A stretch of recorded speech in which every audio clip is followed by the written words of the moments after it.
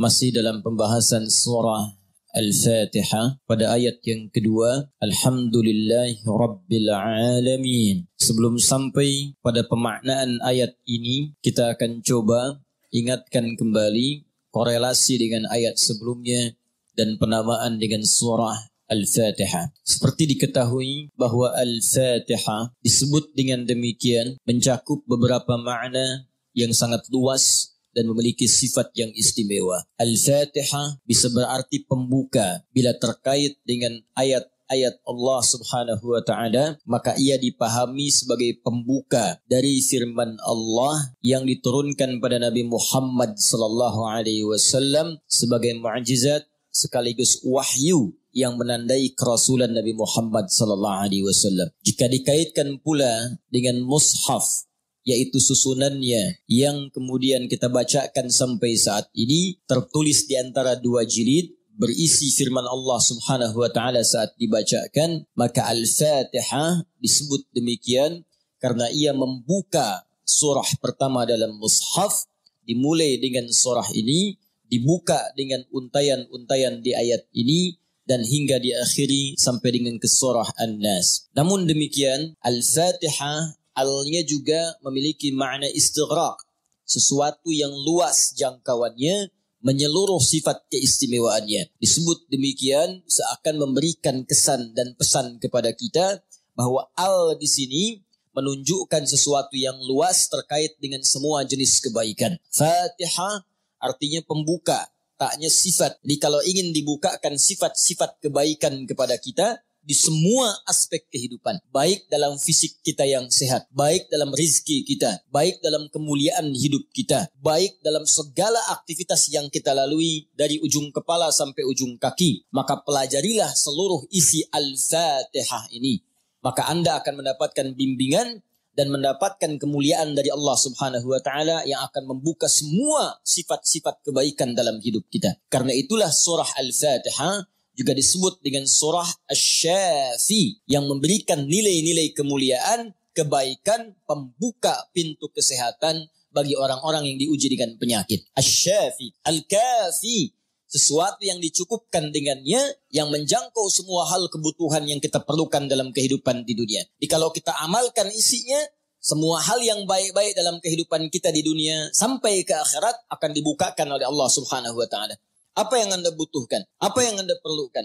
Apakah kemudahan dalam beraktivitas? Apakah kemudahan dalam rizki? Amalkan isinya, maka kita akan dimudahkan dan diistimewakan oleh Allah Subhanahu wa taala. Demikian dengan nama-nama yang lainnya sampai diberikan nama 14 kurang lebih untuk menunjukkan luasnya jangkauan kemuliaan dan sifat-sifat kebaikan yang dimiliki oleh surah ini. Lalu pertanyaannya, bagaimana kemudian mendapatkan hal yang dimaksudkan tadi? Kalau sakit, cepat sembuhnya. Orang dulu dibacakan sekali Al-Fatihah, dengan izin Allah langsung sembuh. Kalau kita ada kesulitan rezeki, cepat didatangkannya. Orang dulu kemudian mengamalkan surah Al-Fatihah, maka bahkan ada orang yang belum minta, sudah langsung disediakan oleh Allah Subhanahu wa taala. Demikian dengan aspek-aspek yang lain. Karena itu penting bagi kita untuk mengetahui isi surah ini, kemudian mengamalkan kandungannya, tidak sekedar membacakannya, tapi tidak mengetahui isinya, tidak paham kemudian kandungannya, sehingga saat kita mengamalkan isinya, kita tidak disertai dengan pemahaman yang baik dan tidak merasakan bagaimana kemuliaan surah yang dimaksudkan. Yang paling berbahaya, dibaca iya tiap hari, tapi nggak diamalkan isinya, itu persoalannya. Berbahayanya bukan berbahaya dalam persoalan nggak dapat pahala, bukan. Sayang saja dibacakan tiap hari 17 kali, tapi tidak mendapatkan isinya. Kayak orang bekerja tapi nggak dapat gaji. Kerja tiap hari tapi akhir bulan nggak gajian gitu. Ya Allah perintahkan kita untuk membacakannya 17 kali dalam sehari. Dan menjanjikan pada kita semua jenis kemudahan dan kebaikan dalam hidup. Kita bacakan cuman nggak dapat, itu masalahnya. Nah persoalannya kenapa orang tidak mendapatinya? Boleh jadi bukan karena tidak membacanya, tapi cara membacanya itulah yang tidak sesuai dengan yang diinginkan oleh Al-Quran dan isi surah itu sendiri. Karena itu coba kita gali bagaimana kemudian surah ini diurutkan ayat-ayatnya dan dijelaskan oleh Allah dengan untayan firman-Nya yang sangat luar biasa. Baik, di pertemuan yang lalu kita telah mulai dengan ayat yang pertama. Begini cara memahaminya. Al-Fatihah. Kalau kita ingin memulai bacaan Al-Quran, maka mulai dengan surah ini. Itu yang khusus. Al-Fatihah. Jika kita ingin mendapatkan semua jenis kebaikan dalam hidup dunia akhirat, maka mulai pahami ayat-ayat berikut ini. Cara memahaminya, 1. Bismillahirrahmanirrahim. Baik. Bismillahirrahmanirrahim. Amalkan bagian ayat yang pertama yang memiliki 5 makna dalam kalimat atau ayat yang telah disebutkan tadi. Huruf ba, kedua ismun, ketiga Allah, keempat ar-Rahman, kelima ar-Rahim. Ba yang memiliki 14 makna. Di antaranya di ayat ini ada makna yang terkait dengan ghayah, tujuan. Ada ilsaq, sesuatu yang lekat sekali, dekat, tak terpisahkan. Kemudian musahabah yang mengawasi kemanapun kita beraktivitas. Kemudian ada istighraq, sesuatu yang luas, menyeluruh, ya, tanpa kecuali. Kalau kita mengatakan bismillah, ba-nya kita sebutkan, ini artinya jadikan semua aktivitas kita tanpa kecuali. Istighraq. Dari bangun tidur sampai tidur lagi, lakukan ghayah semua lillah karena Allah subhanahu wa ta'ala. Jadi kalau ingin dibukakan pintu kebaikan oleh Allah, Al-Fatihah, ingin semua dibuka baik, seluruh aktivitas kita, maka niatkan semua yang baik-baik karena Allah. Itu kunci pertamanya. Bangun tidur, niatkan karena Allah. Di begitu Anda bangun, niatkan semua aktivitas karena Allah subhanahu wa ta'ala. Karena itu saat kita bangun tidur, semua ditujukan karena Allah. Alhamdulillahilladzi ahyana ba'dama amatana wa ilaihin nusyur. Jadi kalimat pertama dengan akhir itu karena Allah. Alhamdulillah. Terima kasih ya Allah, saya diberikan kesempatan hidup lagi saat ini. Padahal engkau bisa wafatkan aku dalam tidur tadi. Dengan izinmu, ya, sesuai dengan ajal darimu, aku diberikan semua kesempatan untuk hidup lagi. Alhamdulillah, semua pujian aku berikan kepadamu. Lillah. Di ujungnya, wa ilaihin nusyur. Maka sekarang aku akan beraktivitas mencari bekal sebagai persiapan pulang kepadamu. Wa ilaihi, untuk Allah subhanahu wa ta'ala. Makanya kalau Anda mengucapkan doa ini saat bangun tidur, kita sudah berjanji. Semua aktivitas di hari itu kita akan tujukan karena Allah saja. Mencari bekal, bukan karena yang lain. Jadi kalau Anda ucapkan doa tadi, berarti nanti makannya karena Allah, minumnya karena Allah, bekerjanya karena Allah, salatnya karena Allah, infaknya karena Allah, merawat anak karena Allah, semua karena Allah. Oh ya, awas hati-hati ya, hati-hati. Maka dampaknya orang yang semua aktivitasnya dilakukan karena Allah subhanahu wa ta'ala, maka fungsi ba yang ketiga. 1 tadi, ghayah. 2, istighraq. Yang ketiga, ilsaq dan musahabah. Lekat dan diawasi oleh Allah. Kalau dulu kita contohkan orang yang meniatkan semua aktivitas karena Allah, maka yang kedua rumusnya, rasakan seakan-akan aktivitas itu diawasi oleh Allah subhanahu wa ta'ala. Pengawasan yang lekat seperti lem yang menempel, yang menyatukan dua sisi. Ya, mau minum, rasakan diawasi oleh Allah. Bismillah, minum, lakukan karena Allah.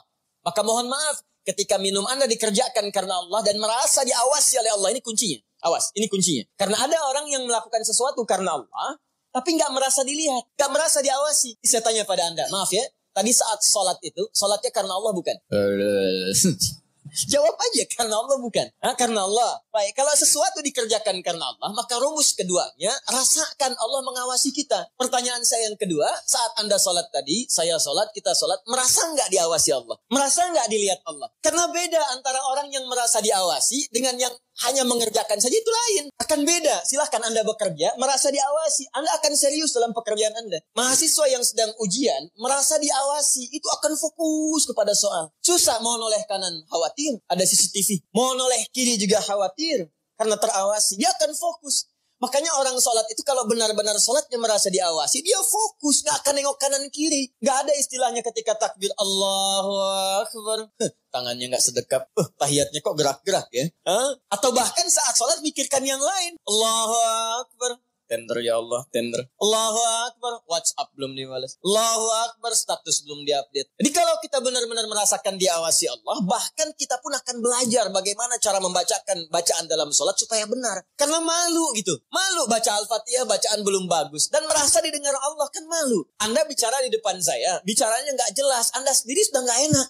Ustadz Adi, saya mau bertanya, silahkan. Kan kalau kedengaran nggak jelas pun, saya dengarnya pun nggak paham, Anda nyampaikan pun gak enak. Sekarang Anda sholat setiap hari 5 waktu menghadap Allah. Belum tambahan sholat sunnah. Dan Anda sadar bacaan Anda belum bagus. Tapi anehnya merasakan didengar oleh Allah dan diawasi. Apa gak malu gitu? Coba deh satu kali rasakan hal yang demikian. Jadi kalau kita memang merasa, itu dampaknya lain ke dalam ibadah kita. Nanti rumus terapannya, aktivitas harian kita.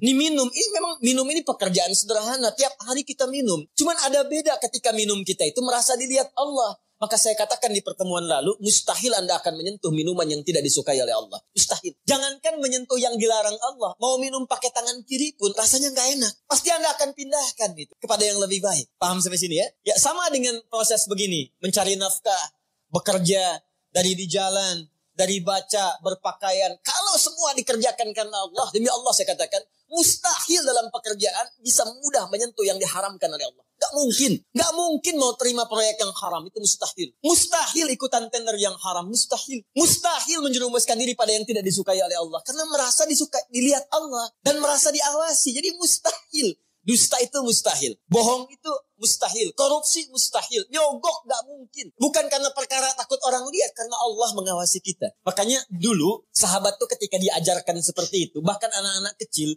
Jangankan yang tinggal di kota. Di ujung yang paling dalam di padang Sahara, yang sulit ada orang setiap waktu, yang kalau lewat cuman kambing gurun dengan unta. Anda bayangkan. Lewat kambing gurun, unta. Kambing gurun, unta. Kambing gurun, unta. Tapi perhatikan bagaimana mereka mengamalkan huruf ba dalam Bismillahirrahmanirrahim. Diuji oleh sahabat Umar bin Khattab radhiyallahu ta'ala. Lewat padang pasir. Kelihatan anak muda sedang menggembala. Saat menggembala itu, menggembala kambing, ditanya oleh Umar. Diuji. Kata Umar, saya mau beli sebagian dari kambingmu itu. Kata orang ini bukan punya saya, punya tuan saya. Punya tuan saya. Kata Umar, tuanmu kan gak ada di sini. Ini padang pasir yang luas. Orangnya gak ada. Beli aja, bilang dimakan serigala. Apa kata penggembala ini? Lalu di mana Allah? Idzan fa'ain Allah. Bayangkan penggembala saja di padang pasir yang orangnya gak ada. Yang gampang saja bilang ini dimakan serigala. Dapat keuntungan banyak gitu. Ya, luar biasa. Yang dia katakan pertama kali bukan sekedar menolak. Gak mau takut ketahuan sama Tuhan. Takut ketahuan sama pemiliknya. Takutnya tidak. Pertama kali jawaban yang keluar. Idzan aina Allah. Lalu Allah di mana? Allah di mana? Demi Allah saya katakan hakul yakin. Kalau setiap muslim merasakan dalam dirinya bahwa dia diawasi oleh Allah subhanahu wa ta'ala. Maka lurus, damai, tenang, tentram dan baik semua urusan kehidupan. Gak ada penipuan dalam perdagangan. Gak ada penipuan dalam hal-hal interaksi kehidupan. Tidak ada kecurangan. Tidak ada keburukan. Semua baik. Karena merasa dilihat oleh Allah subhanahu. Itu baru huruf ba. Baru ba. Coba tiap hari kita baca itu. Satu huruf ini aja. Mohon maaf ya. Selama hidup kita udah diamalin belum? Satu huruf ini aja. Ayo suami sama istri. Berapa kali berkata hal-hal yang tidak tepat? Istri terhadap suami. Berapa kali menerangkan sesuatu yang tidak tepat? Anak pada orang tua. Orang tua kepada anak. Walaupun hal-hal yang ringan. Papa mau permen. Nanti papa beliin satu truk. Kapan truknya datang? Ini huruf ba saja satu gitu. Anda menuntut banyak dari Allah. Tapi Allah meminta kita mengamalkan satu huruf aja. Kita gak maksimal. Coba lihat tuntutan kita setiap hari. Ya Allah lancarkan usaha. Ya Allah luluskan dalam kuliahku. Ya Allah mudahkan pernikahanku. Ya Allah berkahi hartaku. Ya Allah lancarkan pekerjaanku. Banyak yang diminta, sembuhkan aku. Kata Allah aku berikan semuanya. Amalin satu aja huruf ba. Ba ketika benar mengerjakannya. Ismun, bimakna sumuun, bimakna raf'un, terangkat, dimuliakan, ditinggikan. Ketika benar mengamalkannya, maka Allah akan berkenan meninggikan derajat kita, memuliakan kita pada semua aktivitas yang kita kerjakan dalam kehidupan kita. Syaratnya satu, kerjakan semua karena Allah subhanahu wa ta'ala.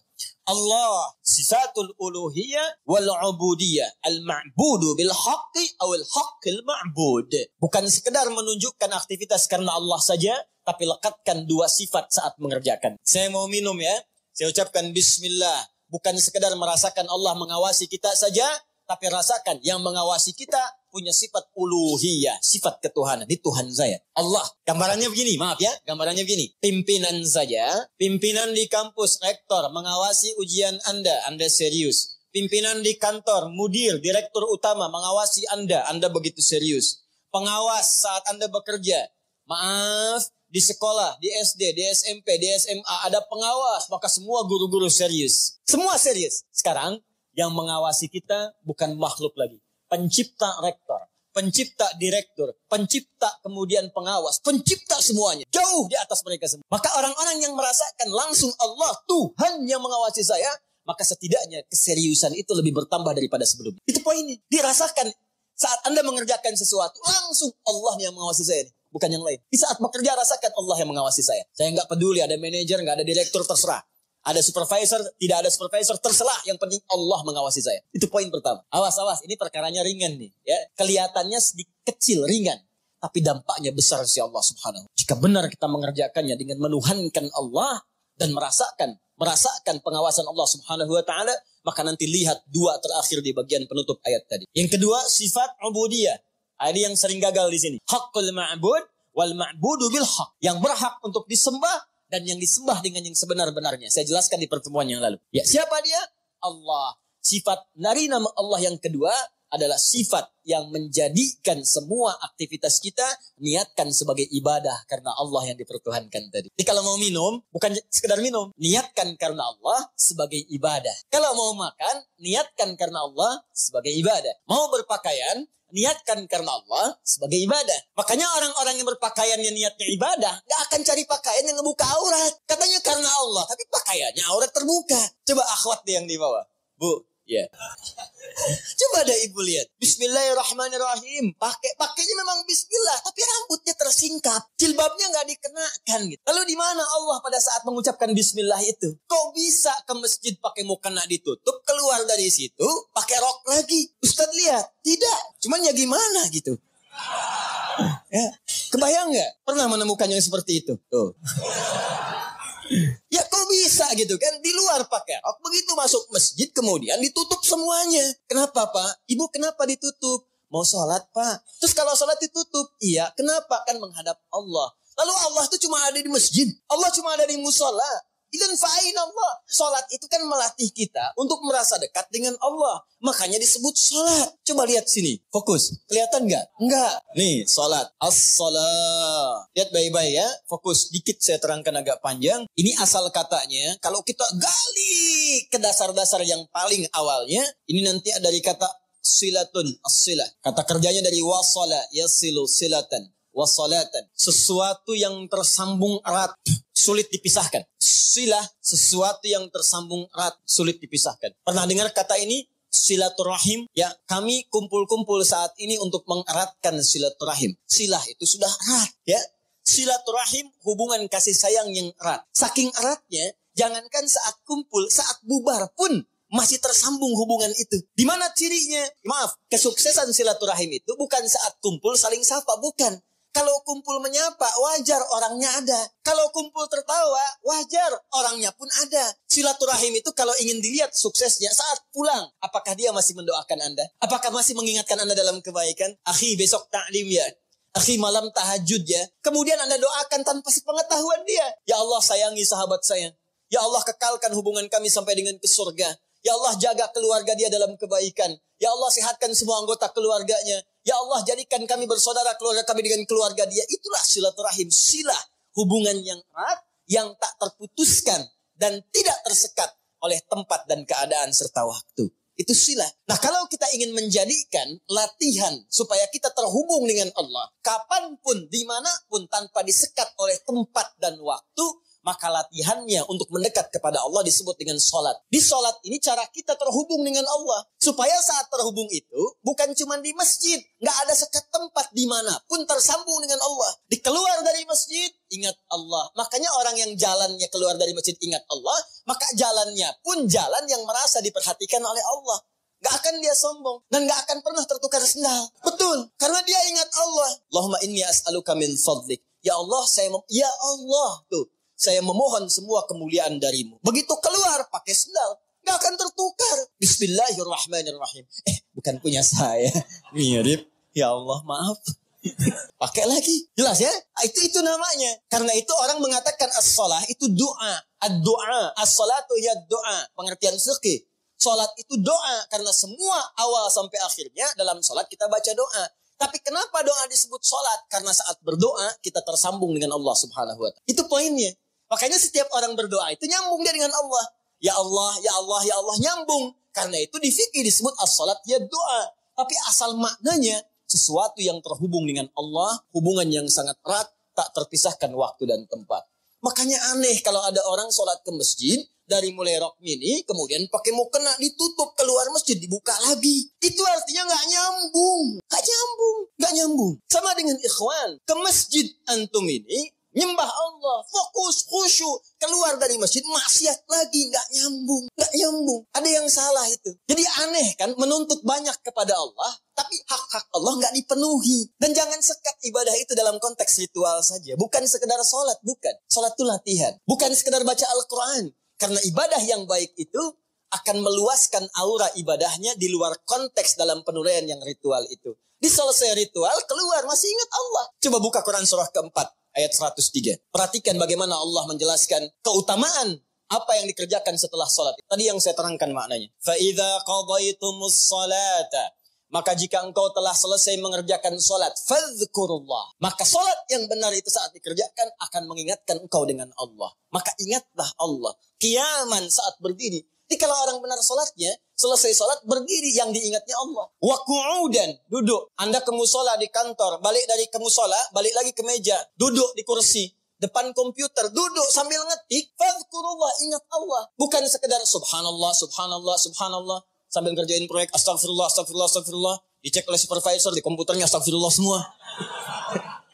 Bukan itu maksudnya. Maksudnya ketika Anda kerjakan itu, Anda ingat Allah, maka nggak ada nol yang bertambah. Tidak ada angka yang berubah, sesuai semuanya. Kenapa? Karena merasa diawasi oleh Allah. Tuh, 2 poin itu hadir nggak dalam kehidupan kita? Apakah selama ini berpakaiannya karena Allah? Maka pakaian ini nggak akan dicari dari sesuatu yang haram. Dan pakaian ini akan digunakan pada yang baik-baik. Makanya pakaian yang diperoleh dari harta yang baik akan keluar perbuatan baik dari itu. Harta benda yang dihasilkan dari proses yang halal, semuanya akan berkah. Coba lihat tuh. Saya kan sering katakan, itu sendal Anda berapa kali dipakai ibadah? Berapa kali dipakai untuk ke masjid? Sepeda Anda, motor Anda, mobil Anda. Di rumah ada nggak satu ruangan yang belum pernah dipakai ibadah? Ada nggak? Coba cek, cari ya satu ruangan di rumah yang di situ nggak pernah dipakai ibadah. Cari. Mulai sekarang pulang pakai dulu di situ. Khawatirnya saat dihisab itu nggak ada nilainya. Cuma jadi gudang. Jadi gudang. Masya Allah. Koper ditaruh di situ. Kopernya pernah umrah tapi nggak pernah dipakai ibadah di situ. Ya, ini sederhana teman-teman sekalian. Tapi ini syarat mutlak untuk mendapatkan apa yang tadi kita inginkan. Al-Fatihah. Al-Fatihah. Ba-nya disertai dengan sifat uluhiyah dan sifat ubudiyah. Kalau benar semua itu dikerjakan, maka ditutup dengan kalimat Ar-Rahmanir Rahim. Makanya Ar-Rahmanir Rahim harakatnya kasrah ikut kepada Allahnya. Sifat. Silakan cek. Bismillahirrahmanirrahim. Gak ada A. Gak ada U. I. Silakan lihat. Bismillahirrahmanirrahim. Ar-Rahimi. Ada? Ar-Rahman itu na'at. Awas. Na'at kepada sifat sebelumnya man'ut Allah. Di ilmu nahu. Sifat mausuf. Sifat mausuf. Na'at man'ut.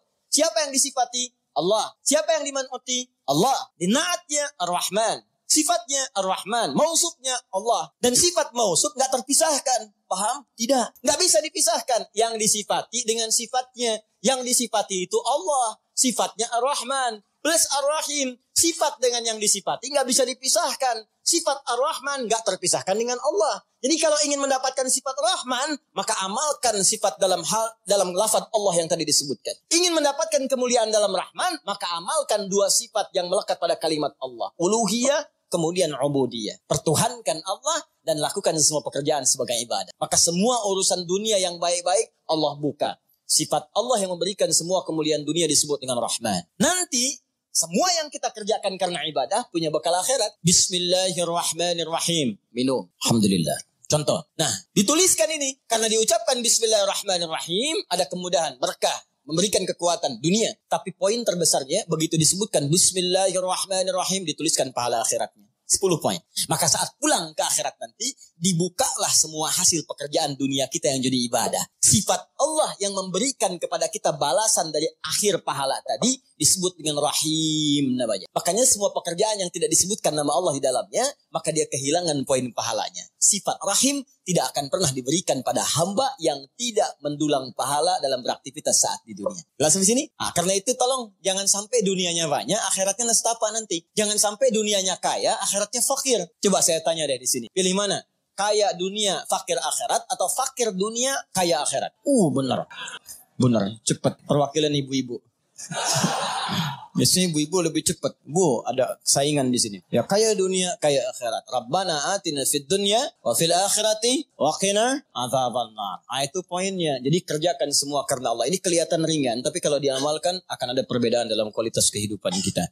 Sekarang bagian Yang pentingnya, ini yang kita sambungkan ke ayat yang kedua. Setelah kita mengerjakan semua karena Allah itu, dan Allah berikan apa yang dijanjikan tadi. Ya Allah, saya ingin mudah bekerja. Bismillahirrahmanirrahim. Ternyata diberikan. Ya Allah, besok saya ingin ujian. Bismillahirrahmanirrahim. Ternyata lulus. Ya Allah, besok saya akan lamaran. Bismillahirrahmanirrahim. Diterima lamarannya. Ya Allah, besok saya akan menikah. Bismillahirrahmanirrahim. Lancar akadnya. Lantas apa yang harus kita lakukan setelah Allah berikan semua itu untuk bisa mengabadikan nikmat yang diberikan tadi atau bertambah dari yang sebelumnya? Orang yang menjadikan aktivitasnya semua karena Allah, ditujukan karena Allah, maka dalam mengerjakannya dia akan menerapkan dua sifat yang melekat pada nama Allah Subhanahu wa taala. Pertama adalah sifat uluhiyahnya, rasakan saat mengerjakan itu diawasi oleh Allah Subhanahu wa taala sebagai Tuhan yang menciptakan kita dan akan yang menanyai kita di hari kiamat saat kita kembali kepadanya. Yang kedua, sifat ubudiyah kita kepada Allah. Jadikan pekerjaan kita itu sebagai ibadah karena Allah Subhanahu wa taala. Bukan sekedar salatnya, bukan sekedar puasa dan bacaan Al-Qur'annya, tapi semua aktivitas yang kita kerjakan dari bangun tidur sampai kita tidur kembali. Jika semua itu dikerjakan karena Allah, maka Allah akan mengangkat derajat kita, memuliakan kita, dan meliputkan pada diri kita semua jenis-jenis kebaikan. Di dunia diturunkan sifatnya disebut dengan Rahman, di akhirat diberikan balasan pahalanya dengan menurunkan sifat yang mulia khusus bagi orang yang beriman, yaitu sifat Rahim. Jika kita telah menerima itu semua, terkhusus dalam kehidupan dunia kita. Tadi saya sampaikan, kita ingin besok ujian lulus, Allah luluskan. Kita ingin pekerjaan lancar, Allah lancarkan. Kita ingin dapat satu proyek berhasil, Allah tetapkan kita berhasil di dalamnya. Maka jika semua itu sudah Allah berikan kepada kita, badan sehat, pandangan awas, pendengaran jelas, kaki melangkah dengan nyaman, tidak ada persoalan pada tubuh kita, rumah juga sudah cukup, kendaraan baik, semua nyaman dalam kehidupan, maka apa yang harus kita lakukan kepada Allah Subhanahu wa taala? Maka turun ayat yang keduanya, melanjutkan bagian yang tadi, untuk mengabadikan nikmat atau bahkan menambahkan nikmat yang telah Allah anugerahkan kepada kita. Maka disampaikanlah oleh Allah Subhanahu wa taala, Alhamdulillahi Rabbil Alamin. Alhamdulillahi Rabbil Alamin. Kita baca dulu tafsirnya dalam keterangan Al-Imam Ibnu Katsir rahimahullah dalam kitabnya Tafsirul Qur'anil Azim, supaya kita bisa mendapatkan pandangan dari ulama. Nanti saya jelaskan huruf per huruf, kalimat per kalimatnya, yang memadukan dengan kitab-kitab yang sebagiannya telah sampaikan kepada Anda semua di pertemuan yang lalu. Halaman 35.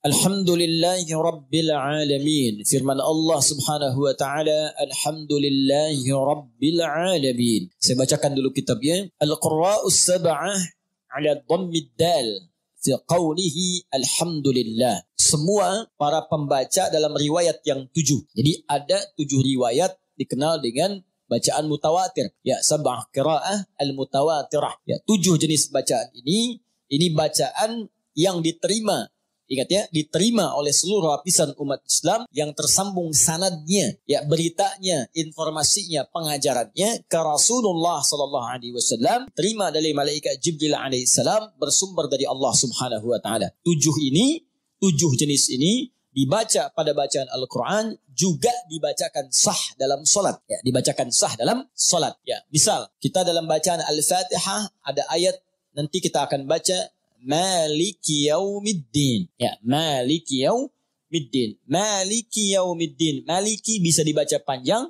2 harakat mad tabi'i. Maliki yaumiddin. Boleh dibaca pendek di mimnya, maknya. Maliki yaumiddin. Maliki yaumiddin. Kan? Misal, ihdinas siratal mustaqim. Ihdinas siratal mustaqim. Sirat, as-sirat, ihdinas sirat, boleh dibaca pakai sad, ihdinas sirat, hafaz dari Asim, baca pakai sad, ihdinas siratal mustaqim. Qunbul, baca pakai sin pada awalnya, ihdinas sirat, ihdinas sirat. Ruwais pakai sin, ihdinas sirat. Tapi lughah Quraisy menggunakan sad, ihdinas sirat. Sirat, ya, boleh dibaca ismam, ya, seperti terdengar huruf zai, ihdinas zirat, dinas zirat. Baik menggunakan sin, sad ataupun ismam terdengar seperti zai, itu sumbernya sah, diajarkan dari Nabi SAW. Ya kenapa? Karena ada orang biasa pakai sad. Ada orang yang biasanya pakai sin. Ya kembali ke asal kalimat karena nggak bisa baca sad, bisanya sin. Di setiap disebutkan sad, sin, sad, sin, sad, sin. Ya, baik. Ihdinas sirat, dia pakai sin. Ihdinas sirat. Ya dipaksa-paksa sampai kiamat kurang 2 hari, susah. Mang lidahnya begitu. Ya, ada yang kedengaran A, ada yang E. Seperti sering saya sampaikan, ini yang paling mudah. Ya, nanti ada imalah kubra. Misalnya Hamzah punya 2 murid, Khalad dengan Khalaf. Imalah bacanya pakai E, termasuk Warsh, ya, pakai E. Warsh muridnya dari Nafi'. Imam Nafi' rahimahullah punya 2 murid, Qalun dengan Warsh. Qalun sekarang dipraktikkan di wilayah Afrika Utara, ya, kayak Libya, Tunisia, ya, Maroko, Aljazair itu pakai Qalun. Sebagian pakai Warsh, berasal dari Mesir imamnya. Ya, Warsh itu nama dari orang yang arti bacanya jelas. Ya, Warsh, di Warshati qiraati karena jelas ya bacaannya. Ya, itu ada bagian tertentu yang menggunakan imalah. Jadi, kalau kita baca wadduha, contoh wadduha, ini wadduha, ya. Wadduha wal laili idza saja ma wadda'aka rabbuka wa ma qala walal akhiratu khairul laka minal ula. Itu yang kita baca, hafaz dari Asim. Ya, kalau kita baca dengan menggunakan imalah, wadduha wal laili idza saja ma wadda'aka rabbuka wa ma qala walal akhiratu khairul laka minal ula. A jadi E, ya. A jadi E itu logah, ya, biasa. Ada riwayat yang mutawatir sampai Nabi SAW.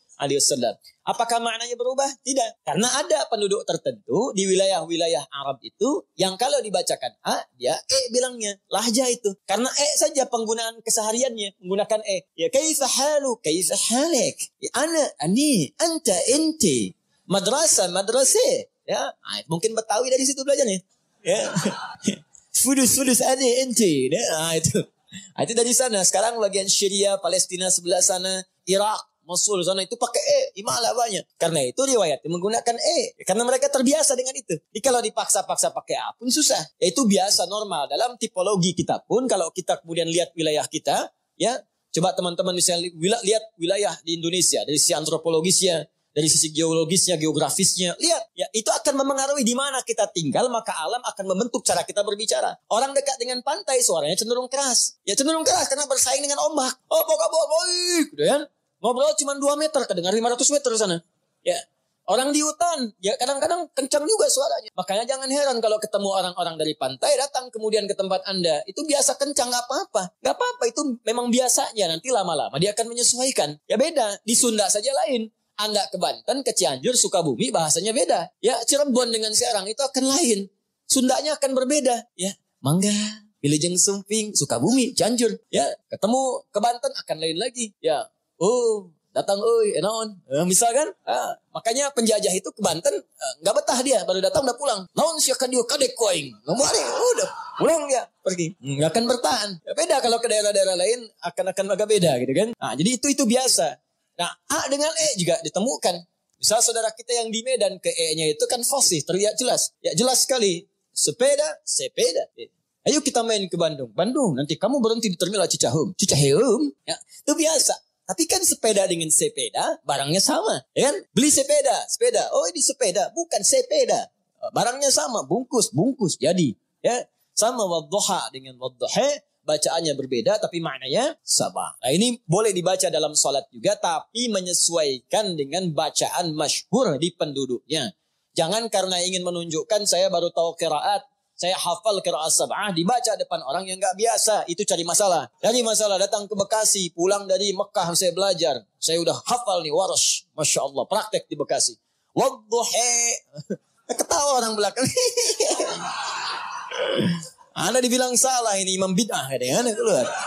Ya. Paham ya? Baik. Jadi al-qira'us sam'a 'ala dhammid dal. Bacaan di qira'ah sab'ah semua para pembacanya itu mendhammahkan huruf dal di alhamdu. Ya, alhamdu. Ya, saya hapus dulu ya. Bismillah.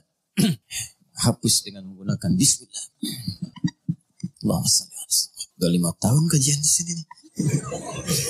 Datang, angin, nulis, ngapus. Luar biasa. Jamaah datang ngelihat masuk surga enak banget. Ayo. Tulis dulu ya. Ya kita ganti pakai sulus. Ya. Alhamdulillah.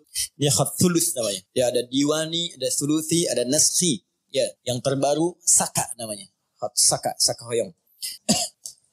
Baik, yang pertama al-qira'us sab'a 'ala dhammid dali fi qawlihi alhamdulillah. Al-qira'us sab'a semua bacaan yang 7 itu kemudian menggunakan dhammah, ini harakatnya. Dhammah, rafa', dal pada huruf dal. Dibacaannya alhamdulillah. Kalau saya sempurnakan, coba tambahkan dulu untuk nasakh ya supaya bisa mudah dibaca. Alhamdulillahi rabbil alamin. Ya, hukallah. Rabbil alamin. Ya, perhatikan sini. Yang pertama pakai dhammah. Ini yang dibaca dalam salat, di luar salat seperti kita baca mushaf Al-Qur'an atau sedang murajaah Al-Fatihah. Dibacaannya alhamdu, bukan alhamda pakai fathah atau alhamdi pakai kasrah. Ya. Apa bacanya? Du. Alhamdu. Pakai dhammah. Jadi kalau dibaca dalam salat, jangan baca menggunakan fathah alhamda atau kasrah alhamdi. Tidak. Baca menggunakan dhammah. Alhamdulillah. Wa mubtada'un wa khabarun. Wa mubtada'un wa khabarun. Di hukum i'rabnya, di gramatikal bahasa Arab, alhamdu itu mubtada. Mana khabarnya? Lillahi rabbil alamin. Alhamdu. Apa mubtada? Apa khabar? Nah ini yang berdampak nanti pada pemaknaan. Ya, berdampak pada pemaknaan. Mubtada itu dalam kaidah bahasa disebut dengan setiap kata berada di awal kalimat. Wah, setiap kata berada di awal kalimat. Mubtada. Fokus ya. Baik-baik. Setiap kata berada di awal kalimat. Itu baru nahwu. Mubtada'un marfu'un wa alamatu raf'ihi dhammatun zahiratun fi akhirih wa tanwinuhu mahdhufun lidukhulil alifi wal lami alaihi. Ya, alhamdu itu mubtada. Rafa'. Alamat rafa'nya dhammah. Jelas kelihatan di akhirnya. Dhammah itu tidak menggunakan tanwin. Kenapa? Karena ada alif lam di depannya. Kalau enggak ada alif lam maka bacaannya hamdun. Ada masuk alif lam maka dibaca alhamdu. Itu mubtada. Tapi kalau dalam ilmu fiqh lughah, dalam fiqh lughahnya, beda antara lughah nanti di nahwu. Nahwu itu standar bahasa gramatikal aja. Nahwu itu untuk menentukan apakah ujungnya a, i atau u dalam bacaan. Itu ilmu nahwu. Jadi kalau kita misalnya mengatakan, saya ingin katakan begini, syaribtul ma'a, ma'nya pakai a. Hadza al-ma'u, pakai u. Pakai u. Ma'a, syaribtul ma'a, pakai a. Hadza al-ma'u. Ya, nazal al-qalam ila al-ma'i. Ma'a, ma'u, ma'i. Kapan dibaca ma'a, kapan dibaca ma'u, kapan dibaca ma'i. Itu nahwu namanya. Jelas ya? Maka nahwu berkaitan dengan harakat akhir. Perubahan kata, yang kata kerja, itu saraf nanti. Perubahan kata kerja, saraf. Tapi nanti kalau ingin belajar, apa maknanya, kenapa berubah di sini? Syaribtu dengan asyrabu, apa bedanya? Ya. Kemudian istashrabtu dengan syaribtu, dengan tasyarabtu, apa bedanya? Itu ilmu saraf mengajarkan. Tapi kalau ingin paham kedalaman perbedaannya, maka kita mesti belajar ke fiqh lughah. Nah, kenapa disebut mubtada? Apa kaitan dengan fiqh lughahnya? Perhatikan, mubtada itu segala yang terletak di awal. Segala yang terletak di awal. Segala yang terletak di awal sifatnya kalau dalam bahasa itu umumnya disegerakan. Awal, disegerakan. Ingat, setiap yang terletak di awal, bukankah semua yang di awal itu segera sifatnya? Ayo lihat, semua yang ada di sab pertama yang awal-awal bukankah segera yang datang ke sini? Orang yang datang jam 5 tempatnya di awal. Datang jam 6, jam 7 tempatnya agak ke belakang. Kenapa dia bisa di awal? Karena datang dengan segera. Paham? Nah, maka perhatikan baik-baik. Ketika ini hukumnya menggunakan rafa. Rafa itu diangkat. Dhammah itu harakat banyak. Banyak itu diangkat. Ya, lihat sini supaya nggak bingung. Ini mubtada, saya tulis dulu. Yuk kita praktek ilmu bahasanya. Ini dhammah. Dhammah itu yang harakat jelas? Nanti ada maknanya, nanti saya jelaskan. Kemudian sifatnya rafa' di atas, rafa'. Wa alamatu raf'ihi dhammatun zahirah, rafa'. Mubtada sesuatu yang di awal, sifatnya segera. Dhammah sesuatu yang terkumpul, banyak, terkumpul. Bisa bicara fikih bahasa ya, bukan bicara masalah hukum tajwid. Awas, bukan bicara nahwu, bicara fikih bahasa. Kalau bicara nahwu selesai dengan harakat dhammah, a fathah, i kasrah, khafad, nasab, kemudian rafa, selesai. Tapi kalau kita mau bicara lebih dalam, kenapa disebut dhammah? Dhammah kenapa disebut dhammah? Harakatnya dari ilmu bahasa karena saat dibacakan in dhamma mengumpul di mulut kita itu suara kumpul. Fathah disebut fathah terbuka karena lisan kita terbuka saat mengucapkannya. Ya, kasrah disebut kasrah karena harakatnya pecah di lisan kita sehingga keluar kecil. Ya, turun ke bawah disebut khafad. Itu bacaannya. Tapi di fikih lughah beda maknanya. Beda. Sesuatu kalau menggunakan dhammah in dhamma menunjukkan sesuatu yang banyak. Jadi, kalau ada harakat misalnya masuk menggunakan dhammah, harakatnya dalam satu huruf itu di fikih bahasa makna pertamanya sesuatu yang mengandung hukum banyak. In dhamma yang dhammu, sesuatu yang banyak terkumpul. Dah, tahan. Paham sampai sini? Kalau terletak di awal mubtada, di awal kalimat alhamdu terletak di awal, enggak ada kalimat sebelumnya. Ayat kedua turun alhamdulillahi rabbil alamin. Alhamdu, kalimat pertamanya mubtada, terletak di awal, menunjukkan sesuatu yang sifatnya segera. Jelas? Rafa, sesuatu yang tinggi di atas, karena dhammah itu nggak pernah letaknya di bawah, selalu di atas. Ya, sesuatu yang tinggi di atas. Wah, saya cek dulu. Dhammah bunyinya apa? Fathah bunyinya apa? Kasrah bunyinya apa? Jelas ya? Nah, tinggal praktekkan, itu baru belajar bahasa. Anda mabit di sini, jam 2 mau perbaiki wudhu, begitu keluar di pohon samping, di pohon mangga tuh dekat Alisan Mat, ya, ada suara tunjuk kasrah. Memang saya takut kasrah ya. Dia berubah. Bilang fathah. Terakhir dhammah, bis itu lari. Dah, paham? Sekarang lihat. Sekarang kita praktikkan tafsirnya. Ketika menggunakan dhammah disebut dengan mubtada. Perhatikan.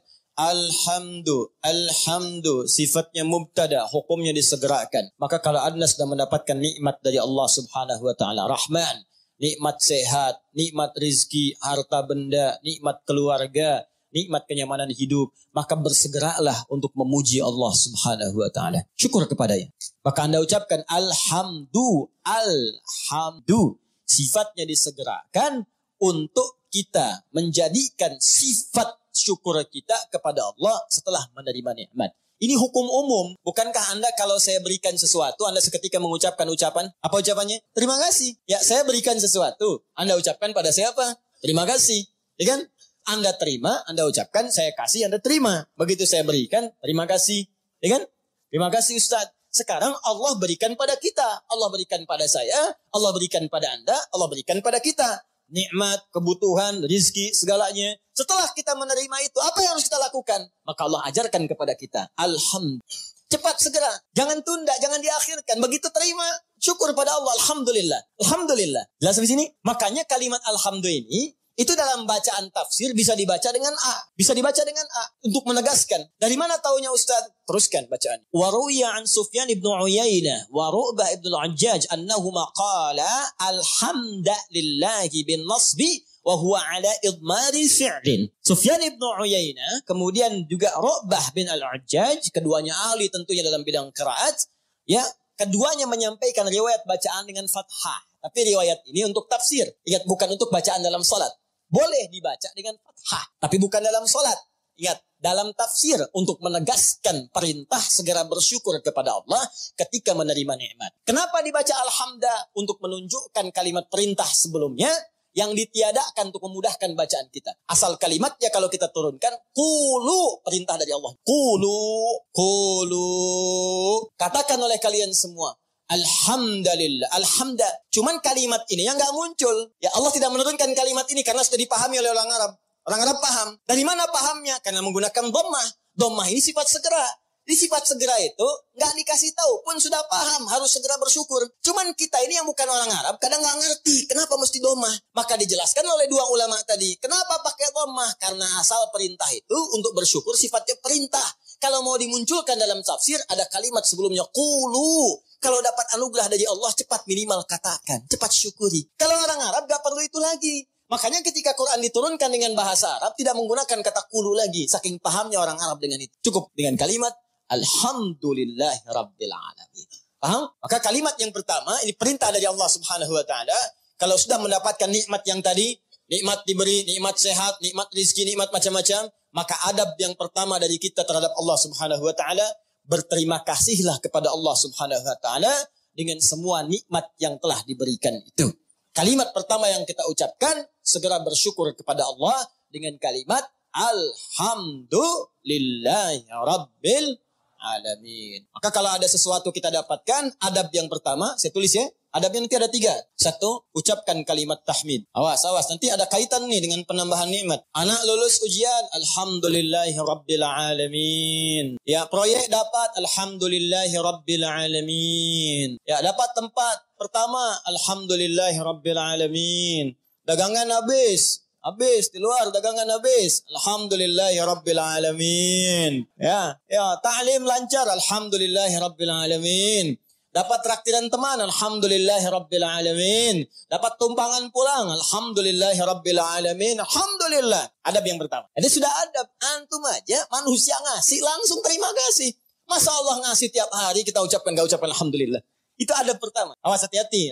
Nanti kalimat ini ringan diucapkan tapi dampaknya besar. Kita akan lihat nanti korelasi dengan ayat yang selanjutnya. Pelan-pelan sebentar di sini. Paham sampai sini? Baik, jadi pertama, saya ulangi lagi.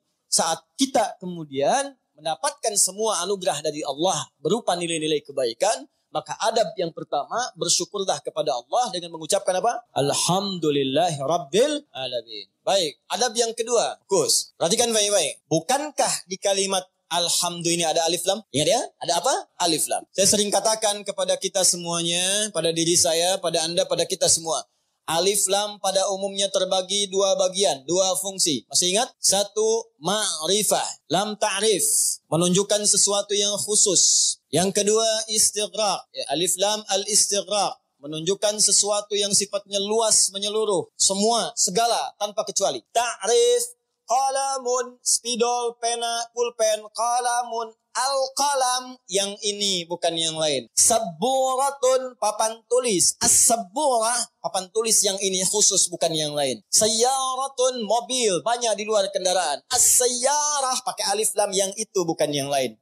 Salatun, umum, salat, gimana aja, mau cepat, mau lambat, bebas. As-salat, salatnya khusus, ada aturannya, ada ketentuannya, nggak bisa sembarangan. Nah, itu baru tahu alif lam ma'rifah saja. Kalau kita bisa baca Al-Quran dengan benar, kita paham. Kenapa kalimat salat dalam Al-Quran yang bermakna ibadah, dari takbir sampai salam, semua kalimatnya pakai alif lam. Kalau nggak pakai domir di akhirnya atau idhofah, pakai alif lam. Coba kalimat salat pertama Al-Baqarah ayat 3. Alladzina yu'minuna bil ghaibi wa yuqimunas salat. 43 wa aqimus salata wa atuz zakah wa aqimus salat. 45 wasta'inu bis sabri was salat. 153 ya ayyuhalladzina amanu ista'inu bis sabri was salat. 238 hafizu 'alas salawati was salatil wusta. Tadi dibacakan dalam salat Isya, Quran surat 17 ayat 78. Aqimis salat liduluki syamsi ila ghasaqil laili wa qur'anal fajr. Quran surah 29 ayat ke-45. Utlu ma uhiya ilaika minal kitab wa aqimis salat. Selalu pakai alif lam yang bermakna salat, ibadah. Kenapa menggunakan alif lam? Ingin memberi pesan kepada kita, kalau salat jangan sembarangan, jangan semaunya, asal salat. Amin. Masya Allah, zuhur 2 menit. Bayangin, paling nampak saat tarawih lah. Yang 11 rakaat 1 jam.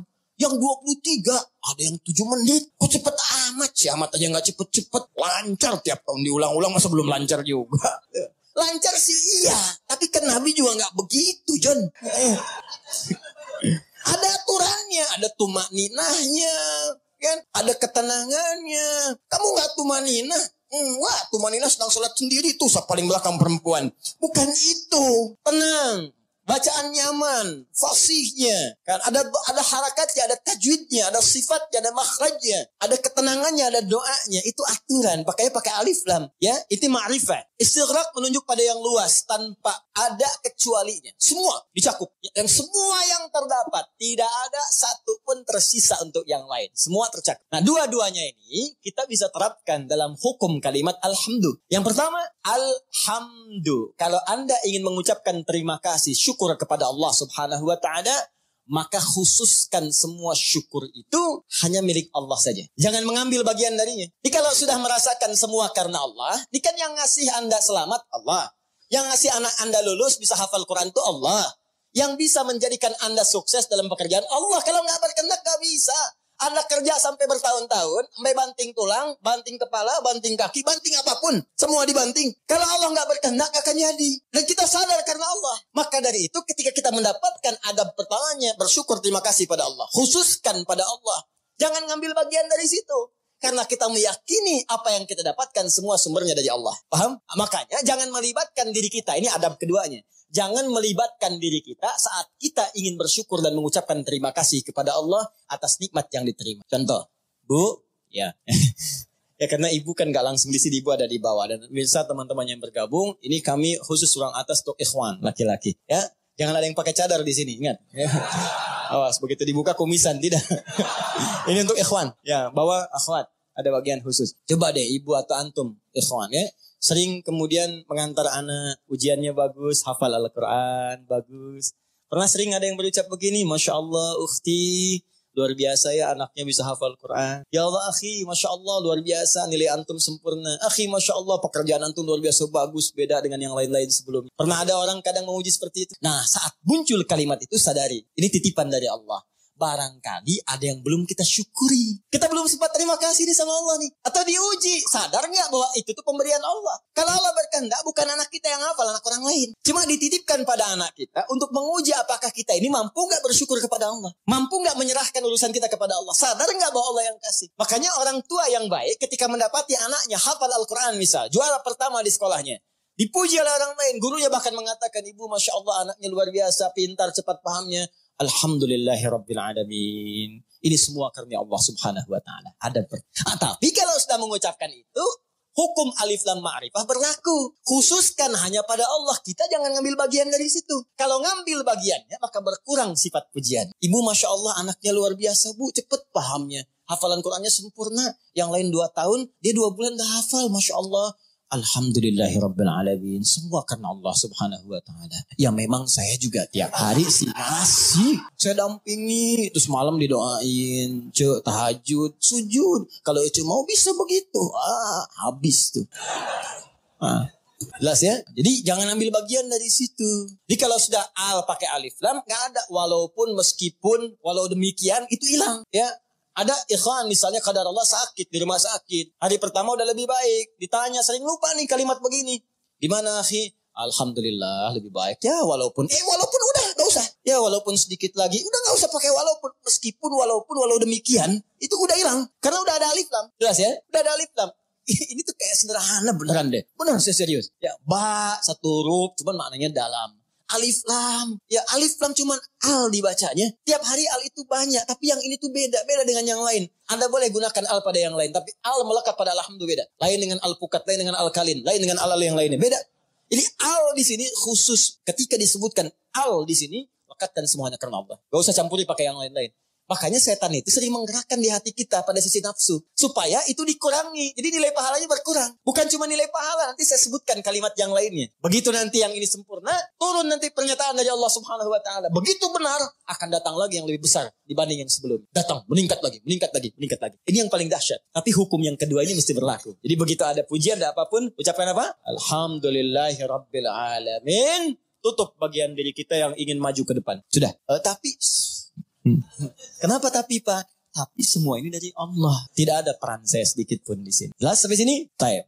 Dan al berlaku yang kedua yaitu istighraq. Pada semua jenis kenikmatan yang kita raih. Ya, awas hati-hati. Jangan cuma di satu sisi saja. Awas hati-hati. Lupa kita itu. Dapat yang terasa materi. Alhamdulillah. Iya. Alhamdulillah. Dapat proyek. Dapat promosi. Alhamdulillah. Keturunan. Alhamdulillah.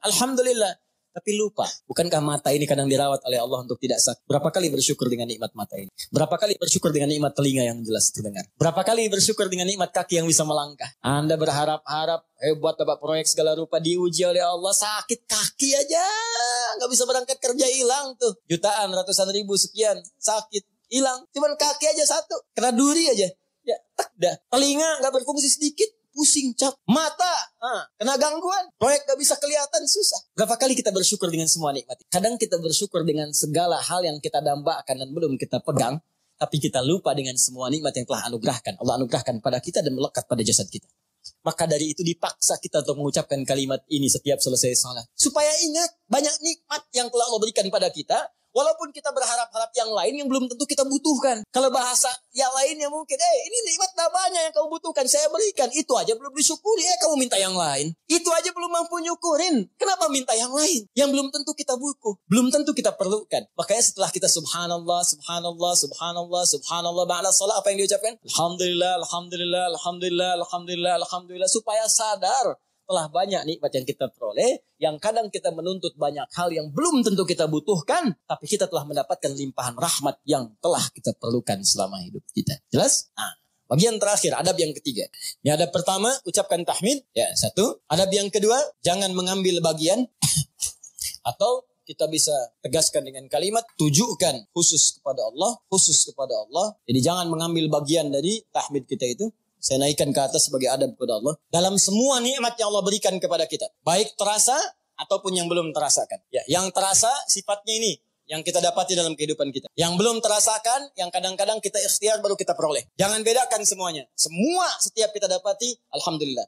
Makanya kalau berzikir pasca sholat, jangan cuma di lisan. Saat alhamdulillah itu, kaitkan dengan nikmat yang telah kita dapatkan. Jadi begitu mengucapkan alhamdulillah, alhamdulillah, alhamdulillah. Bayangkan mata sehat, telinga sehat. Kaki sehat, hati sehat, pikiran sehat, bening semuanya. Ya, anak sehat, semua sehat, istri sehat, suami sehat. Alhamdulillah, alhamdulillah. Makanya bersyukurnya nikmat. Tapi gak ada yang nyampe ke hati gitu. Gak ada yang nyampe. Coba deh ucapkan pelan-pelan. Alhamdulillah, alhamdulillah, alhamdulillah. Rasakan. Itu tenang ke hatinya itu. Enak gitu. Zikir yang terasa itu nikmat ke hatinya. Dan ada ketenangan dalam jiwa kita. Ada getaran tersendiri. Enak rasanya itu. Ada sentuhan ke hati kita. Ya. Sentuhlah ia tepat di hatimu, maka ia akan jadi milikmu untuk selamanya. Ya. Sentuh. Maka bacakan zikirmu dengan bahasa hatimu sehingga terjadi koneksi antara hati dengan lisanmu. Catat dulu, mana dulu. Bacakan. Alhamdulillah, alhamdulillah, alhamdulillah. Tenang. Ala bidzikrillahi tatma'innul. Yakinlah kalau zikirmu benar kepada Allah, hatimu akan tenang. Ala itu harful ikhbar wa taukid, menyampaikan sekaligus menekankan. Jadi kalau zikirnya hati belum tenang, berarti ada yang enggak benar zikirnya. Ada yang belum tepat. Paham ya? Nah, itu dhammah banyak terkumpul. Banyak. Semua segalanya milik Allah. Ya, semua punya Allah itu banyak. Jadi semua aktivitas kita yang kita dapatkan nikmatnya itu semua punya Allah. Banyak punya Allah, nggak berkurang. Banyak. Nah, yang terakhir, ingat baik-baik, kalimat alhamdulillah itu mengandung makna syukur. Syukur. Ya, kalau manusia berterima kasih, kalau kepada Allah kita bersyukur. Baik. Apa artinya syukur? Ya. Syukur itu, kalau mau dicatat boleh, kalau mau didengar, dihafalkan atau disimak kembali pun tidak ada masalah. Yang penting paham maksudnya. Syukur itu ungkapan rasa terima kasih, dan bahagia, ungkapan rasa terima kasih dan bahagia atas nikmat yang diperoleh, dengan cara menggunakan nikmat itu sesuai dengan ketentuan yang telah Allah tetapkan.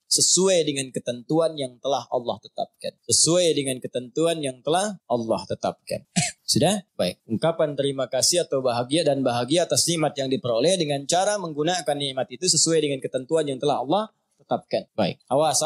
Ini kalimat singkat tapi isinya padat dan akan sangat berdampak dengan kuantitas. Ya, peningkatan nikmat setelahnya yang akan kita peroleh dari Allah Subhanahu wa taala. Kalau syukurnya benar, maka nanti limpahan nikmat berikutnya akan semakin bertambah.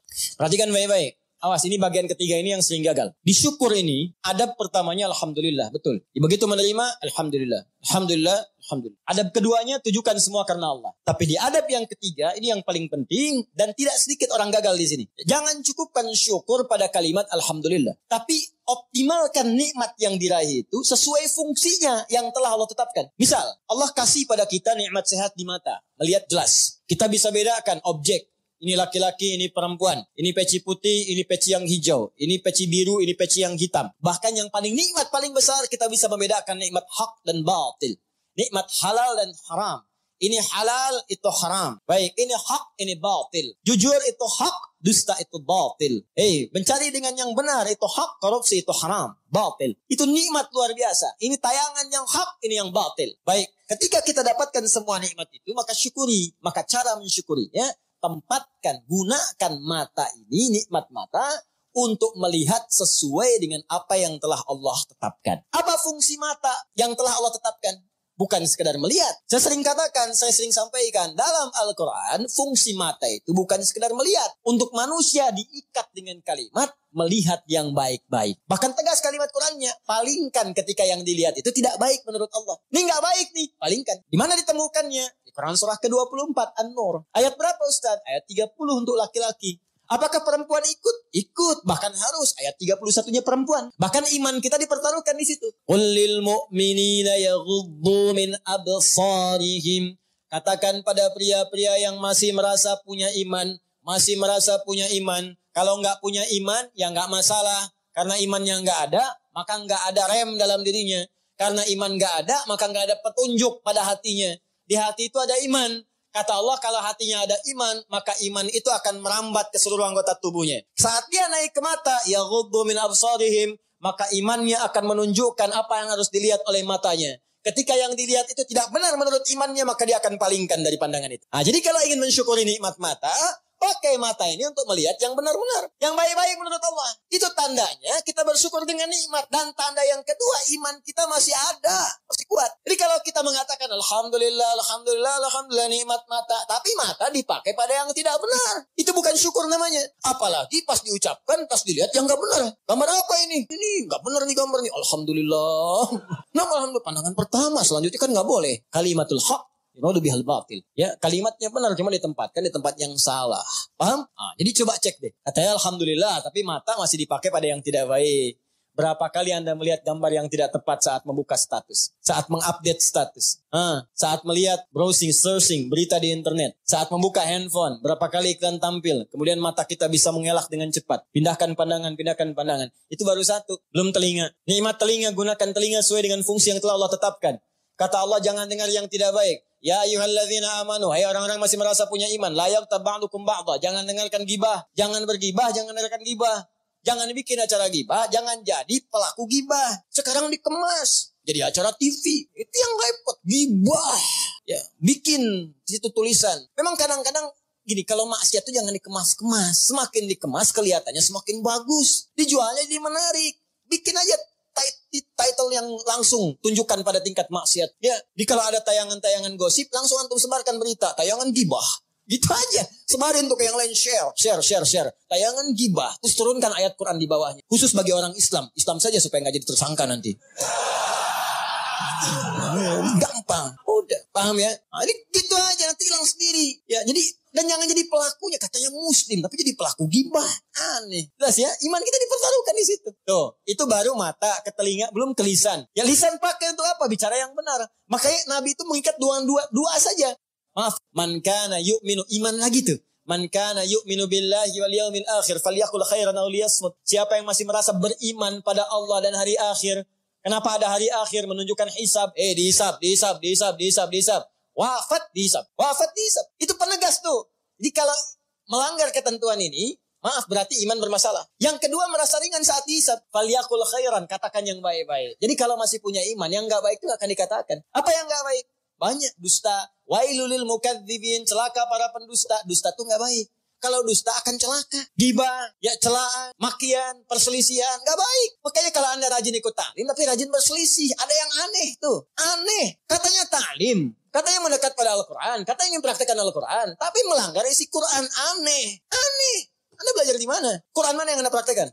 Mana iman Anda? Taklim itu menguatkan iman, bukan melanggar iman. Itu poinnya. Jadi kalau Anda dekat dengan Allah, itu semua tubuh kita akan dijaga. Lurus pada nilai-nilai kemuliaan. Jelas sampai sini? Itu teman-teman, itu baru tubuh kita. Belum yang lain. Ini saya tanya pada Anda.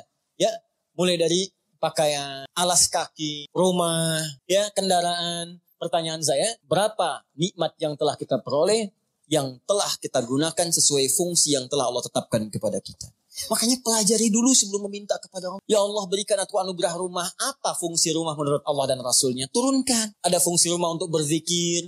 Fungsi rumah sebagai naungan. Fungsi rumah itu ada 3-4 dalam Al-Quran. Ada manzil. Kenapa rumah disebut dengan manzil? Ada bait. Kenapa disebut dengan bait? Ada dar. Kenapa disebut dengan dar? Ada maskan. Kenapa disebut dengan maskan? Ada di situ turunannya. Pelajarin dulu. Jangan ngotot minta sesuatu, tapi ketika diberikan gak bisa syukurin. Itu yang bahaya nanti saat hisab. Nih rumah. Kenapa disebut maskan? Tempat untuk tinggal. Tapi kata maskan dari kata sakinah. Sakinah itu sesuatu yang tenang, tentram. Ciptakan ketentraman di rumah. Ciptakan ketenangan di rumah. Kalau sudah punya rumah, bikin suasana tenang di rumah. Jangan di rumah ribut terus. Di rumah berselisih terus. Kalau Anda di rumah tiap hari ribut, artinya kurang syukur Anda kepada Allah. Orang yang gak punya rumah, belum dapat amanah rumah, masih ngontrak. Ada yang numpang tinggal, dia hidupnya tenang. Masa Anda yang dikasih gak tenang? Padahal tempatnya disebut maskan, tempat untuk tenang. Ustadz, kenapa saya gak tenang? Karena Anda gak belajar turunan dari maskan. Maskan itu sifatnya sakinah. Sakinah itu dibawa ke rumah tangga. Ayatnya Quran 30, surah 30 ayat 21. Pelajari ayatnya. Di situ ada sakinah. Sakinah dapat, mawadah turun. Mawadah turun, rahmat dapat. Di situ disingkat sakinah, mawadah, rahmah. disingkat jadi samara, dibawa ke dapur jadi sambara. Tuh, ini kan pernikahan seperti sayembara, tebak-tebakan. Anda mendapatkan samara, tapi Anda tidak menggali hikmahnya, bagaimana bisa meraihnya. Anda mendapatkan pengen sakinah, tempatnya maskan yang punya Allah, tapi Anda sendiri jauh dari Allah, bagaimana bisa mendapatinya. Makanya fungsi rumah yang kedua disebut bait. Bait itu dari bata yabitu, baitan, tempat menetap. Tapi bukan sekedar menetap. Karena dalam Al-Quran ketika disebutkan bait, sesuatu yang mendekatkan diri dengan Allah. Makanya Ka'bah disebut bait. Quran surah ketiga ayat 96. Inna awwala baitin wudi'a linnasi alladhi bibakkata mubaraka. Sungguh rumah pertama yang ditetapkan untuk manusia itu apa? Ka'bah yang terletak di Mekah yang diberkahi. Kenapa Ka'bah disebut dengan bait? Untuk menunjukkan setiap fungsi bait itu menghadap ke arah Ka'bah. Kenapa disebut menghadap ke Ka'bah? Untuk menunjukkan ketaatan kita kepada Allah. Ibadah. Diturunkan di hadis Nabi. Pakai zikir. Rumah yang tidak digunakan untuk berzikir seperti kuburan, sepi. Bukan sekedar zikirnya, karena dengan zikir itu kita menjadi lebih dekat dengan Allah. Ketika dekat dengan Allah, rahmat turun. Begitu Joni cara memahaminya. Oh, ini rumah dibangun-bangun, di luas-luas, tapi jauh dari Allah. Ya gimana bisa nyaman tinggal di rumah? Luasin. Silahkan aja luasin. Kandang ayam juga luas. Main ke Subang tuh banyak kandang ayam. Kandang ayam juga luas. Apa bedanya rumah Anda dengan kandang ayam? Apa beda rumah Anda dengan Ragunan? Ragunan juga luas tuh, kandang singa luas begitu. Luas. Apa bedanya? Bedanya pakai zikir. Zikir. Apa itu zikir? Banyak di Quran. Salat zikir, Quran surah 20 ayat ke-14. Wa aqimi sholata li dzikri. Baca Quran zikir, Quran surah ke-15 ayat 9. Inna nahnu nazzalna dzikra wa inna lahu lahafizun. Bacaan subhanallah alhamdulillah kalimat thayyibat zikir. Quran surah ke-4 ayat 103. Asmaul husna zikir. Quran surah ke-2 ayat 152. Ditafsirkan dengan Quran surah ke-17 ayat ke-110. Doa itu zikir. Quran surah ke-7 ayat 205. Menghafal Quran zikir. Quran surah ke-54 ayat 17 ayat 22 ayat 32 ayat 40. Kenapa gak dihidupkan di rumah tuh begitu? Zikir. Semua. Ayo coba deh. Dengan istri menghafal. Kan? Masya Allah. Gak apa-apa sambil bercanda. Setelah itu berlomba. Gak apa-apa. Mama sayang. Masya Allah. Tahu gak bedanya keramik sama kamu? Wah, gitu. Nggak tahu Pak. Kalau keramik makin lama makin antik. Kalau kamu makin lama makin cantik. Catat. Oh, Bapak bisa aja. Bukan karena bisanya, tapi kecantikan itu memudar di dunia. Saya ingin semua bertahan sampai ke akhirat. Yuk, kita mulai dengan menghafal Quran. Mudah-mudahan kita mendapatkan mahkota di akhirat. Itulah kecantikan dan keindahan yang hakiki di hadapan Allah Subhanahu wa taala. Masya Allah. Alim. Praktekin. Masya Allah. Ini. Paham? Dibikin status.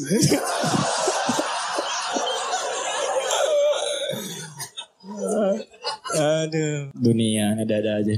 Itu caranya. Kalau dipakai banyak enak tuh. Coba lah anak-anak. Kalau lihat anak tuh lagi kosong dia baca Quran. Lagi main tiba-tiba baca Al-Mulk, baca Al-Qalam, baca macam-macam. Itu indah pokoknya deh. Antum lagi pulang lagi capek tiba-tiba anak dalam mainnya dia baca tuh. Amma ya tasalu, lagi main aja, main sepedaan, main apa gitu. Hidup tuh suasana rumah. Pakai trigger dulu, ya. Kayak speaker aktif atau apa gitu kan. Ya, kemudian pasangkan 24 jam putar. Jadi suasananya terbawa. Antum belum baca nggak apa-apa, mulai pasang dulu aja speaker aktifnya. 24 jam isi, nggak apa-apa muter. Dan biasakan di anak-anak begitu. Ya, saya berusaha mencoba. Ya, setelah itu kita berbagi dan itu dampaknya besar. Ya, saya praktekin dulu sendiri, saya coba dulu pada anak-anak tuh, dekatkan dengan Quran. Terus beli mic-an, dia bicara dengan Quran. Quran tuh karena biasa Quran, makanya ketika dikasih mic pun bukan nyanyi, kasih Quran. Ya, nyampe dibawa ke mall. Begitu ke mall lihat tuh ada mic yang standing itu berdiri. Ya, Masya Allah. Orang kan biasa pakai buat karaoke, tulisannya karaoke. Dia cobain di mall. Ya, wailul likulli umadatil lumazah. Di mall bayangin. Tapi ya biarin aja, sekali-kali di mall ada ngaji kan.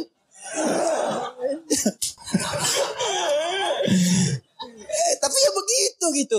Itulah nikmat, itulah syukur. Syukur itu butuh realisasi, bukan cuma ucapan. Alhamdulillah rumah kita besar. Syukur aja silakan undang bagi dengan tetangga. Alhamdulillah. Tapi buktikan jangan setelah undang tetangga segala rupa lupa lagi dengan Allah. Tuh kalau digali banyak ada maskan, ada bait, ada dar, ada manzil nazala, turun, manzil tempat menurunkan. Apa yang diturunkan situ? Turunkan keturunan. Makanya jangan pernah bermaksiat di luar rumah. Setelah berumah tangga ada rumah, lakukan semua hubungan di dalam rumah. Jangan maksiat di luar rumah. Ya, yang kedua menurunkan kasih sayang, menurunkan segala rahmat, menurunkan segala perhatian. Di situ berikan pada anak, pada setiap yang ada di rumah dan sebagainya. Itu baru satu. Di kadang-kadang begini, Allah udah kasih, minta yang lain, yang ini aja belum dipakai ibadah. Antum udah nyari-nyari pakaian yang lain, ini pakai yang dipakai, ini udah pernah dipakai ibadah belum? Pakai sholat, pakai ngaji, pakai macam-macam. Ini kadang-kadang begini, saya sering dapat pertanyaan, Ustaz, saya ini cari pekerjaan, nggak pernah keterima. Saya bilang, sini mas, baju ada? Ada. Makan tiap hari ada? Alhamdulillah. Kendaraan ada? Sepeda Ustaz punya? Alhamdulillah. Baik. Rumah ada? Ada Ustaz, Alhamdulillah. Sudah berapa banyak yang dipakai ibadah? Sepeda sudah mengantarkan Anda pada sholat? Kadang-kadang Ustaz. Baju sudah semua dipakai ibadah? Ya belum semua Ustaz. Itu Anda itu begitu. Itu kan semua titipan. Setiap titipan akan ditanya. Semua orang yang dititipkan itu nggak pengen banyak. Nggak ada orang titipin pengen banyak. Pengennya sedikit supaya gampang dikembalikan. Atau saat ditanya menjadi lebih mudah menjawabnya. Nah sekarang Anda aja yang dikasih oleh Allah saja titipan belum digunakan pada yang benar. Bagaimana bisa meminta yang lain? Barangkali bukan Allah belum mau ngasih. Tapi Allah menginginkan Anda maksimalkan dulu nikmat yang ini. Kalau sudah semua maksimal, jangankan Anda minta. Belum minta pun Allah bisa kirimkan yang lain. Itu poinnya. Mudah bagi Allah. Karena Allah mampu menguasai semua alam. Jangankan pengen pekerjaan. Semua alam pengen dikasihkan. Jangankan menguasai, merawat semuanya. Memberikan semuanya. Ngasih, memberikan, merawat, mencukupkan. Semua diberikan. Sifat yang memberikan, merawat, memenuhi semuanya tanpa kecuali. Dalam bahasa Arab disebut dengan rububiyah. Yang memilikinya disebut dengan Rabb. Karena itu kata Rabb secara tunggal. Kalau tidak dilekatkan dengan kalimat lain. Itu artinya nggak boleh diberikan kecuali hanya pada Allah saja. Rabb. Hati-hati. Rabb. Nggak boleh manusia diberi nama dengan Rabb. Rabb. Kecuali disambung dengan yang lain. Robbie Williams. Kan? Atau misalnya Muhammad Rabbi. Ya, kalau bersambung dengan yang lain boleh. Ya, di kisah Nabi Yusuf Quran surah 12 ayat ke-42. Ya, wa qala lilladzi dhanna annahu najin minhuma uzkurni inda rabbik. Bukan Allah di situ. Ya, ketika Yusuf alaihissalam berkata kepada satu di antara dua orang yang ditakwilkan mimpinya dan dia duga dia akan berhasil keluar dari situ selamat. Ya selamat. Maka dia katakan berikan pesan kepada orang ini, ya napi yang akan lolos ini selamat ini, kata Nabi Yusuf alaihissalam, nanti sebutkan kisah saya kepada rajamu. Ya Rabb di situnya, tapi ada kaf di situ, Rabbik bukan Rabb sendiri, ditunjukkan kepada raja. Jelas sampai sini? Baik, itu boleh, nggak ada masalah. Nah, tapi ingat sifat Rabb, kalaupun dilekatkan dengan kalimat lain, itu tidak hanya menunjuk pada aspek kepemimpinan, tapi ada perawatan dan maslahat di dalam. Yuk kita baca sedikit tafsirnya. War-Rabbu huwal malikul mutasarrif wa yutlaqu fil lughati ala as-sayyid wa ala al-mutasarrif lil islah. Wa kullu dhalika sahihun fi haqqillahi ta'ala. Kata Rabb itu hanya milik Allah subhanahu wa ta'ala. Bermakna malik yang memiliki segalanya. Mutasarrif yang berkehendak untuk menggunakan pada apapun yang dikehendakinya pada semua yang dimilikinya. Terserah Allah. Terserah Allah. Nih, maaf ya. Maaf sekali lagi, maaf. Ini tangan punya siapa? Ya Allah. Mata punya siapa? Ya Allah. Telinga punya siapa? Nah, karena punya Allah, terserah Allah, ya Allah yang punya. Kan? Sekarang yang punya ditipin ke kita supaya kita pakai. Makanya kita katakan inna lillah, kita itu punya Allah.